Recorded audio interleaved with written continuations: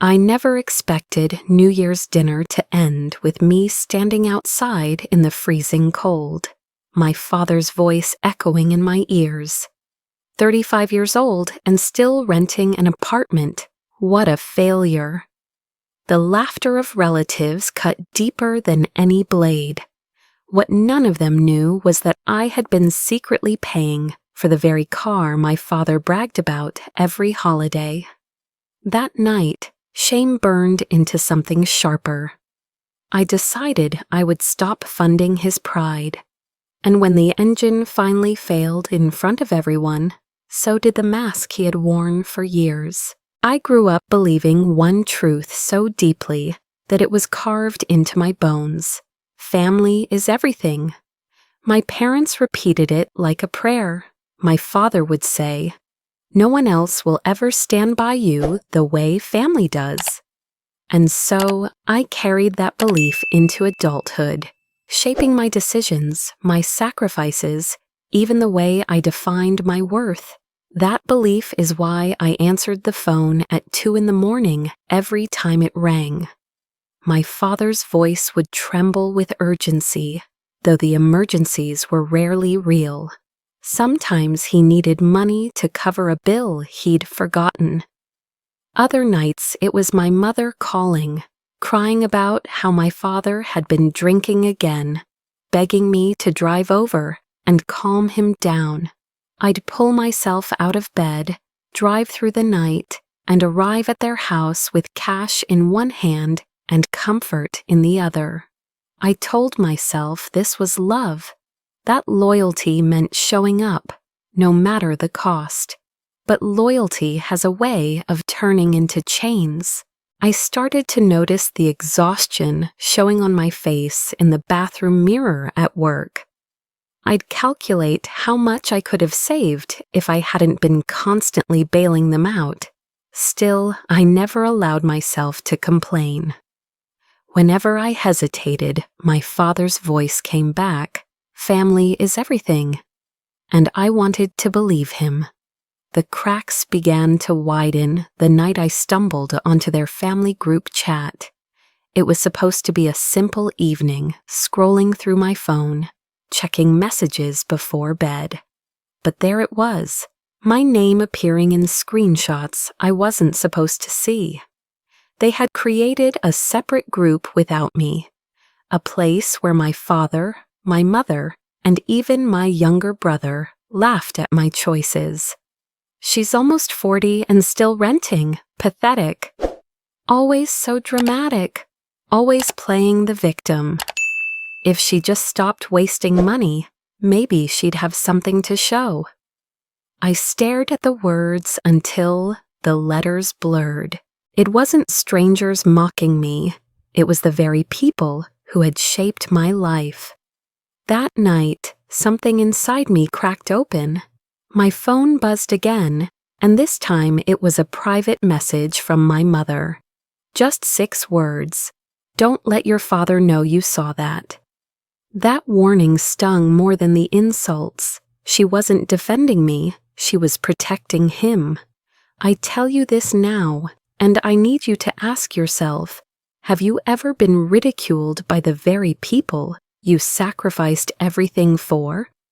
The people you thought would be your safe place? If you have, you know the unique kind of pain that doesn't just wound, it hollows. Looking back, the warning signs had been everywhere, flashing like neon lights, and I had ignored them all. I let my father convince me to put the family car's insurance under my name, just for convenience. I paid the premiums faithfully, telling myself I was helping him save money. I covered repairs, registration fees, and even gas when he complained about prices. I thought I was being a good daughter. Then there were the endless comparisons to my younger brother. He bought a condo at 30, and suddenly every family gathering became a lecture about why I was still renting. "You're older," my father would say. "You should be the one setting an example." Each word chipped away at me, until I began to wonder if maybe he was right. Maybe I really was a failure. But deep inside, I carried small fragments of memory that complicated the picture. I remember him holding my hand on my first day of school, his calloused palm wrapping around my tiny fingers. I remember believing I was safe. That memory haunts me because it makes everything harder to hate. That's the problem with toxic love. It entangles you with tenderness, then strangles you with cruelty. Even as I replayed the humiliation in the group chat, I found myself thinking of those rare moments of kindness. That confusion is what toxic families thrive on. They break you with one hand and pat your shoulder with the other, leaving you too tangled to escape. The more I thought about it, the more I realized I had been living inside a carefully crafted illusion.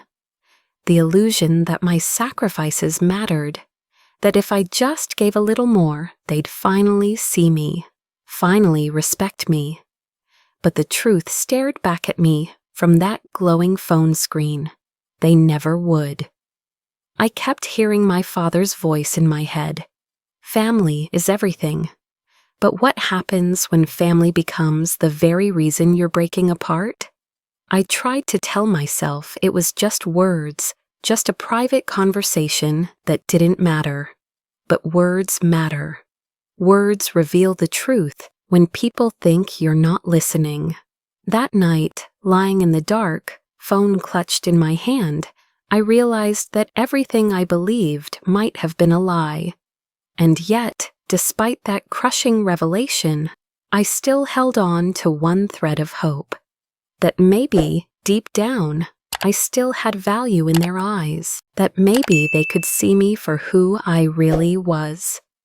I clung to that belief like a lifeline, until New Year's Eve, until the night my father stood up at the table, raised his glass, and shattered the last illusion I had left. New Year's Eve should have been a celebration. The dining room glowed with candles, the table crowded with relatives carrying laughter and glasses of wine. For a brief moment, I let myself believe maybe this year would be different. Maybe my father would keep his words kind. Maybe my mother would smile at me without that tightness in her jaw. I was wrong. My father rose from his chair, glass in hand, his voice commanding silence. "A toast," he announced, his grin wide. Everyone quieted, expectant. He started with the usual greetings, health, prosperity, happiness. But then his smile sharpened. "And for my eldest daughter," he said, turning his gaze toward me. "May she finally get her life together. 35 years old and still renting an apartment. What a disappointment." The room erupted in laughter, a chorus of chuckles and muffled smirks. I felt heat crawl up my neck, my chest tightening. My fork clattered against the plate, loud in the hush that followed. He wasn't done. "Your brother already owns property, has stability, a family on the way. And you?" He paused for effect, still throwing money into rent with nothing to show. "Maybe next year you'll grow up." Every word sliced through me. I looked around the table, desperate for someone to defend me. My brother smirked, eyes lowered. My mother kept her gaze fixed on the tablecloth. Not a word of protest. Then came the final blow. "If you can't act like an adult, you don't belong at this table tonight." His voice was steady, cruelly calm. "Leave." The laughter resumed, harsher this time. Chairs scraped as people shifted awkwardly, no one daring to challenge him. My hands shook as I pushed back my chair. I walked toward the door with my head down, my heart pounding so hard it felt like thunder in my ears. Behind me, I heard someone whisper, "She deserves it." The cold air slapped my face as I stepped outside. But before I could even catch my breath, I noticed a cousin in the corner of the porch, phone angled up, streaming. My humiliation was no longer confined to that room. It was already leaking onto the internet, the moment captured and shared before I even made it to my car. And in the echo of laughter still ringing in my head, I caught sight of my mother's eyes through the window. She didn't speak, didn't intervene. She only looked at me with a mixture of pity and calculation. That look hurt more than my father's words. Driving away, tears blurred my vision until the road became a smear of light and shadow. I sobbed until my chest ached, my hands gripping the wheel so tightly they throbbed. But somewhere between the sobs, a laugh slipped out. It was sharp, bitter, almost hysterical. "I'm the one paying for the car he brags about," I muttered to myself, "the one thing he uses to prove his success." That realization burned away the shame, replacing it with something steadier, clarity. By the time I pulled into my apartment complex, the tears had dried. I reached into my purse for my keys and felt paper brush my fingers. When I pulled it out, I realized it was the receipt for the insurance payment I had made just a week before. My father's car was under my name, protected by my money, sustained by my sacrifices. Without me, it would fall apart. I sat in the dark car for a long time, staring at that piece of paper. The humiliation of the night replayed in my mind. His words, the laughter, the silence of my mother. But now there was another voice inside me, one I hadn't heard in years. A voice that said, "Enough." The more I thought about it, the clearer the path became. My father had built his pride on the foundation of my obedience. If I stopped holding up that foundation, it would crumble. He thought I was powerless, but the truth was I had more leverage than he ever realized. I leaned back against the seat, the receipt crumpling in my fist, and whispered, "No more." That night, I didn't cry myself to sleep. For the first time in years, I didn't drown in guilt or try to excuse his cruelty. Instead, I pulled out a notebook, sat at my kitchen table, and began to write. Bullet points at first: stop paying insurance, track every transfer, gather receipts. Then full sentences: build evidence, create distance, wait for the right moment. The plan wasn't revenge for the sake of vengeance. It was survival. It was taking back my dignity piece by piece. My father thought he had stripped me of it entirely. But what he didn't know was that humiliation can be fuel. By the time the first light of dawn seeped through my blinds, I had pages filled with ideas, a map of strategy that stretched into weeks, maybe months. And for the first time in a long while, I felt steady. That New Year's Eve was supposed to break me. Instead, it woke me up. And as I closed the notebook, pressing the receipt inside like a talisman, I knew one thing for certain: the game had just changed. The morning after New Year's Eve, I opened my laptop with hands that still trembled, but not from tears. This time, it was determination. I created a folder on my desktop and labeled it with a word that made me smirk through my exhaustion: receipts. Every payment I had ever made for my father's car went into that folder: bank transfers, insurance invoices, repair bills. I dug through my email archives, scrolling back for years, saving PDFs and screenshots. Each file was like a puzzle piece, and as the picture formed, it was impossible to ignore the truth. I wasn't just helping him occasionally. I had been financing his pride for years. The folder grew, document after document, stacking into a silent testimony of my devotion. but devotion, I realized, had been the weapon he used against me.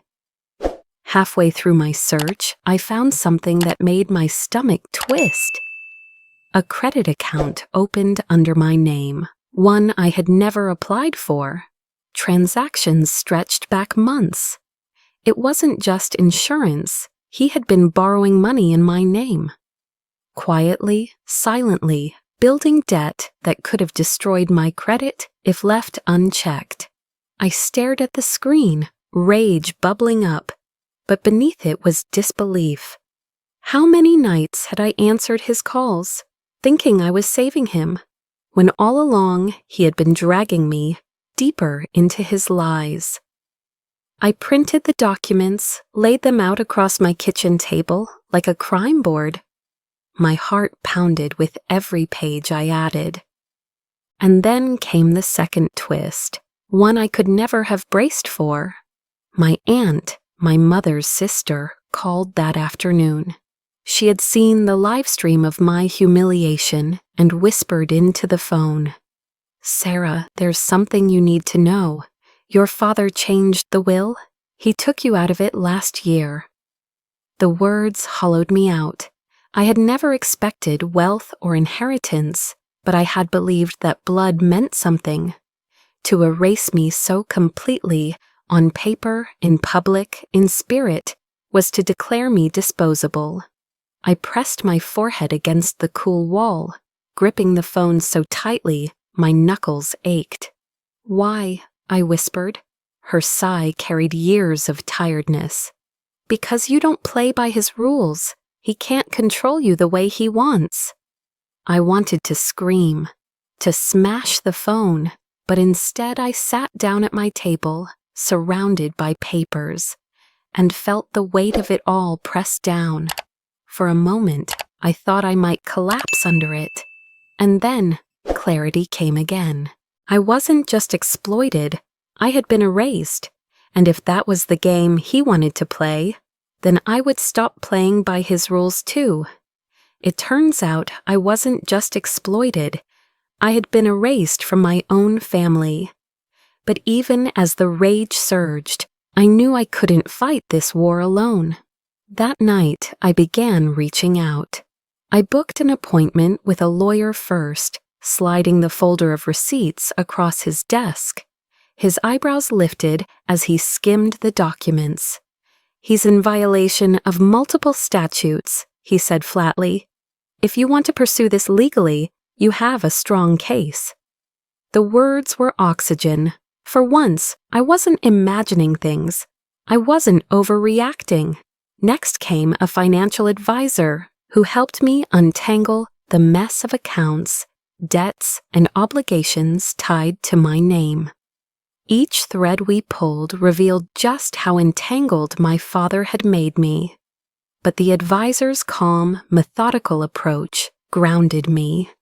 For the first time, I saw a way forward, and then I stumbled across an online support group, Children of Toxic Parents. I lurked at first, scrolling through story after story, each one like a mirror reflecting my own pain. Strangers described the same late-night calls, the same guilt-driven sacrifices, the same humiliations at family gatherings. I read until tears blurred my eyes, but these tears were different. They weren't lonely anymore.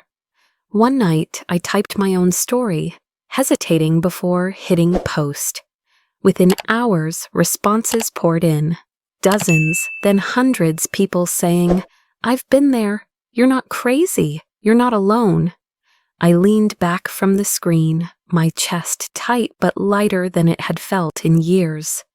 I need you, the one hearing this now, to understand something. I thought I was losing my mind. I thought maybe I had invented the cruelty. Maybe I was ungrateful. Maybe I was the problem. But thousands of voices reminded me I wasn't. And if you've ever been made to feel the same, I promise you, you're not alone either. That was my pause, my breath in the middle of the storm, a moment to remember I was still human, still capable of feeling connection even after years of isolation. But peace doesn't last long when you're preparing for war.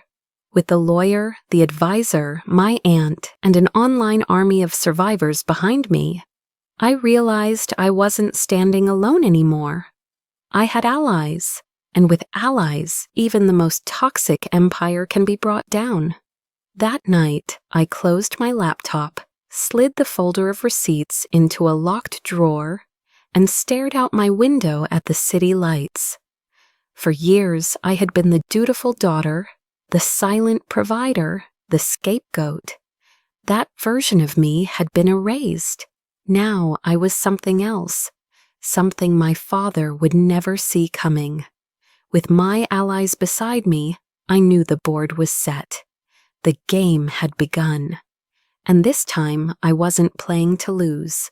When I stopped paying for the car, it felt strangely anticlimactic at first. One click to cancel the insurance, one decision not to cover the overdue maintenance. That was it. No fireworks, no confrontation, just silence. But silence, I knew, had its own power. All I had to do was wait. Weeks later, the perfect opportunity arrived. My father loved nothing more than hosting family gatherings, parading his possessions, as though they were proof of his authority. This time it was a Sunday luncheon, the kind where the table groaned under casseroles and roasts, and relatives filled the house with chatter. He had polished the car until it gleamed, parked it right at the front so every guest could admire it. As expected, he couldn't resist the moment. "Let me show you what real success looks like," he boasted, keys jingling in his hand as he led a group of cousins and uncles outside.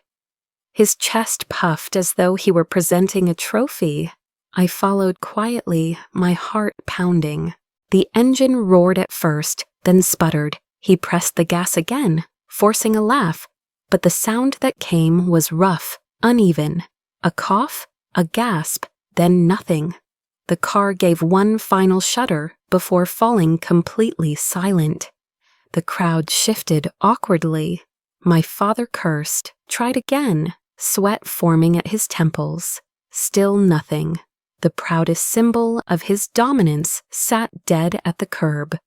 And then came the twist. One of my cousins, phone in hand, recording everything. I heard the quiet chuckle before he muttered, "Karma caught on camera." Within hours, that clip would be online. A viral spectacle of my father's humiliation. I stood there, calm, saying nothing. I didn't need to. The silence spoke louder than any words. But I didn't say a single word. They would dig their own grave. My father turned to me, fury blazing in his eyes. "This is your fault," he snapped, his voice cracking with rage. "You neglected the insurance, didn't you? You sabotaged this." The relatives around us gasped. All eyes shifted to me. My hands trembled, but I steadied them against the folder I had brought. Slowly, deliberately, I pulled it out. Page after page, I laid the receipts on the table inside the living room where everyone had gathered. Payments for insurance, transfers for repairs, gas money, every piece of evidence meticulously organized. "For years," I said, my voice trembling but loud enough to carry, "I paid for the car you call your own. I carried the weight you claimed as pride." The room fell silent. My father's face reddened, his jaw tight. "Lies," he barked, but his voice lacked conviction. I slid one last document across the table, the most recent insurance receipt, dated just a week before New Year's. My name clear, his absence undeniable. "You humiliated me in front of this family," I continued, my throat dry. "When the truth is, without me, that car wouldn't have run a single mile." And then the unexpected twist came. My younger brother, the golden child, The one always praised and held above me spoke. His voice was quiet at first, but steady. "She's telling the truth." All heads turned toward him. He looked at our father, then back at me. "I've seen the transfers. I knew she was paying, and I said nothing. But I won't keep silent now." The weight of his words landed heavily. For the first time, someone inside the family line had chosen me over him. My father's authority cracked like glass under pressure. The relatives whispered among themselves, shifting uncomfortably. The cousins who had laughed at New Year's now stared at their plates. My father tried again, sputtering excuses, claiming manipulation, but the evidence lay in black and white on the table. I was shaking, but not from fear, from release. For years I had been silent, reduced, diminished. Now my voice filled the room, not as a cold warrior seeking revenge, but as a daughter reclaiming her dignity. My vulnerability was visible. I wasn't flawless or untouchable, but it was real, and that made it stronger. I didn't gloat. I didn't shout. I simply looked at him and said, "You wanted the world to see me as a failure. Now the world sees the truth." The silence that followed was unlike any I had ever heard in that house. It wasn't the heavy silence of control or the uneasy quiet of avoidance. It was the stunned stillness of truth crashing through a lie. For the first time in my life, my father had nothing to say. For the first time, he was silent. It didn't take long for my father to retaliate. Silence had humiliated him, but silence was never his weapon of choice. His weapon was noise, loud, public, and venomous. Within days, he unleashed his fury on Facebook.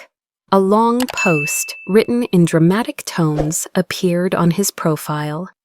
"My ungrateful daughter has abandoned her family. She refuses to help us in our time of need.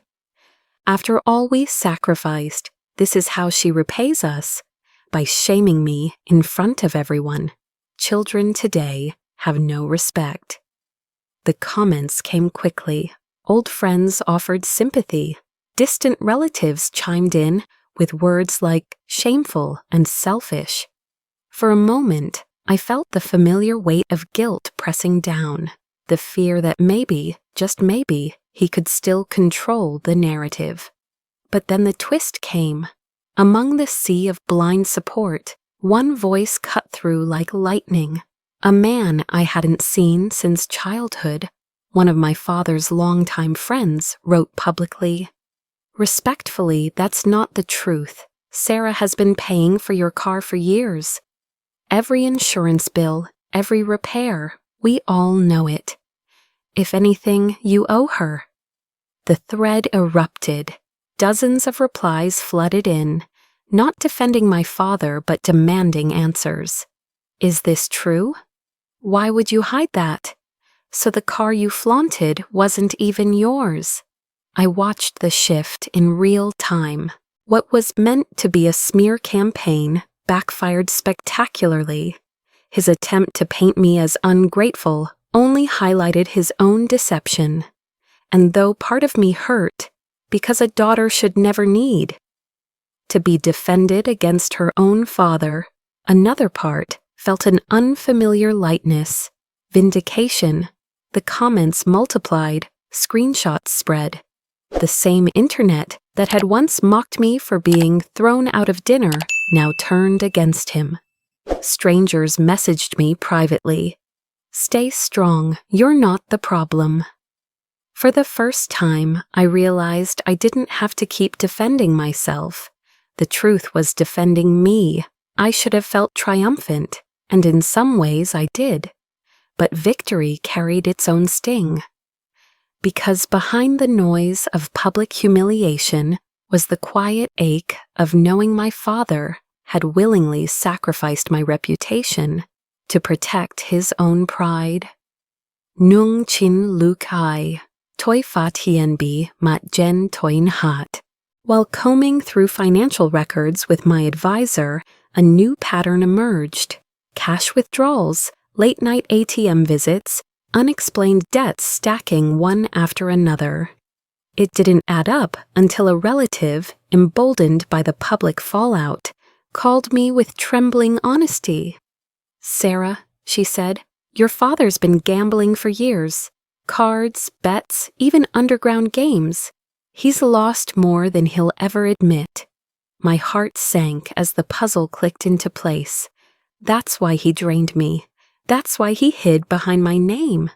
It wasn't about survival. It was about feeding an addiction.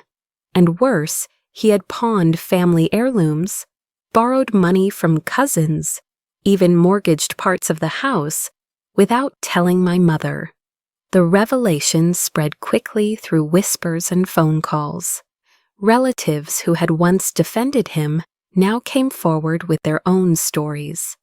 An uncle admitted he'd lent thousands and never been repaid. A cousin revealed he'd been manipulated into co-signing a loan. Piece by piece, the facade crumbled, and the empire of lies he had built collapsed under its own weight. The anger inside me surged hot and sharp, but alongside it was something unexpected: release. For so long I thought the shame was mine to carry. Now I saw it for what it was, his.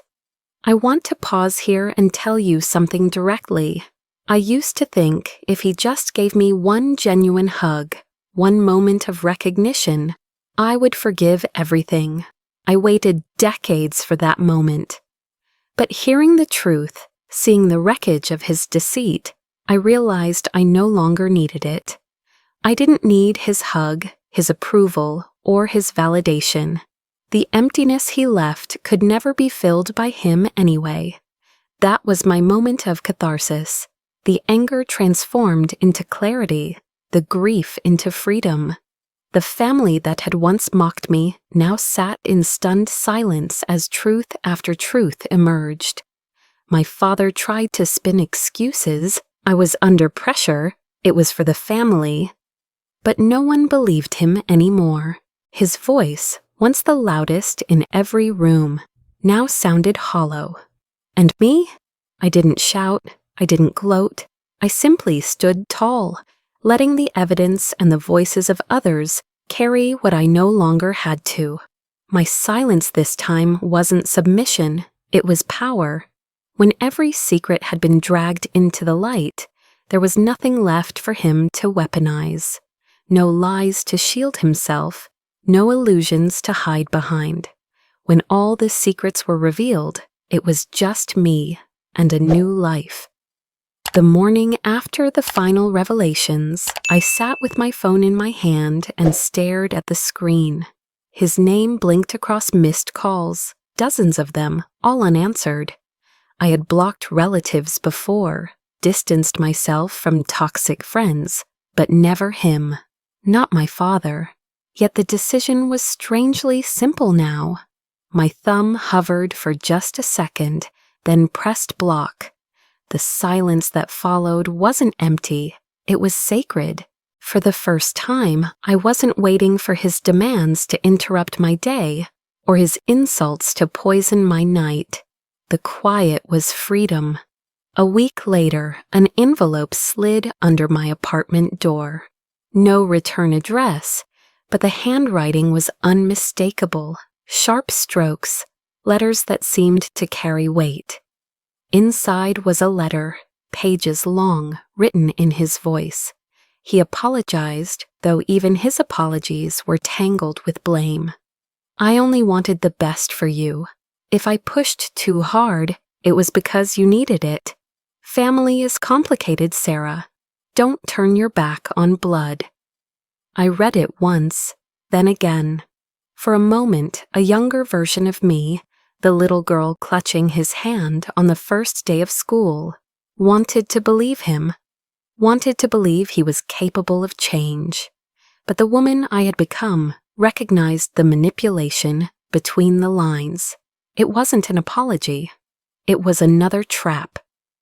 I folded the letter and placed it in a drawer, unopened again since. Not burned, not shredded, just out of sight, out of reach. A reminder, if I ever needed it, that not every story requires closure from the other side. You might think that choice was cruel. Maybe you wish I had softened, accepted the gesture. But I promise you, it was the kindest thing I could do for myself. Sometimes love means cutting the cord before it strangles you. But my life wasn't just about cutting away. It was also about planting new growth. With the weight lifted, I began saving with fierce intention. Every dollar I had once poured into his car, his debts, his pride, I funneled into my own future. The account grew steadily, a number that represented not just money but boundaries, independence, a life reclaimed. Months later, I held the keys to my first home, a modest condo, sunlight spilling through wide windows, walls that smelled of fresh paint and new beginnings. As I stepped inside, I pressed my hand to the cool surface of the door and whispered, "This is mine. No strings. No manipulation, no shame, just mine."